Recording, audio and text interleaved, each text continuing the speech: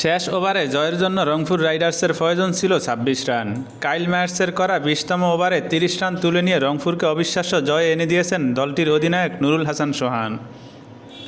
এ নিয়ে টানা ৬ ম্যাচে সবকটিতে জিতল উত্তরবঙ্গের দলটি।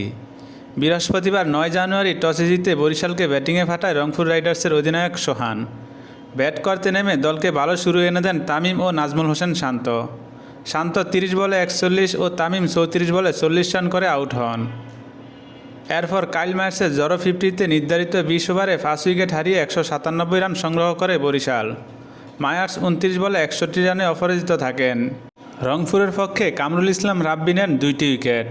১৯৮ রানের টার্গেটে ব্যাট করতে নেমে শুরুতেই ফর্মে থাকা অ্যালেক্স হেলসের উইকেট হারান রংপুর।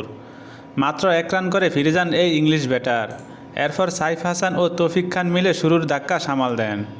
তবে দ্রুতই জোড়া উইকেট হারায় রংপুর। সাইফ ১৯ বলে ২২ ও তৌফিক ২৮ বলে ৩৮ রান করে ফিরে যান। এরপর খুশদিল শাহকে সঙ্গে নিয়ে বরিশালের বোলারদের উপর চড়া হন ইফতিকার আহমেদ। ৯১ রানের জুটি করেন এই দুই ব্যাটার। তবে দলীয় ১৫৭ রানে ৩৬ বলে ৪৮ রানে আউট হন ইফতিকার। তার বিদায়ের পর মারমুখী ব্যাটিং চালিয়ে যান খুশদিল। ২৩ বলে ৪৮ রান করে তিনি আউট হলেও জয়ের আশা শেষ হয়ে যায় রংপুর রাইডার্সের। জয়ের জন্য শেষ ওভারে রংপুরের প্রয়োজন ছিল ২৬ রান।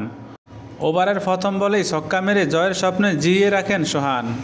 পরের ৪ বলে আরও ৪ বাউন্ডারি হাঁকিয়ে সমীকরণ সহজ করেন তিনি। তাতে সমীকরণ দ্বারা ১ বলে ২ রান। শেষ বলে ছক্কা হাঁকিয়ে রংপুরকে অবিশ্বাস্য এক জয় এনে দেন সোহান। ৭ বলে ৩২ রানে অপরাজিত থাকেন রংপুরের কাপ্তান।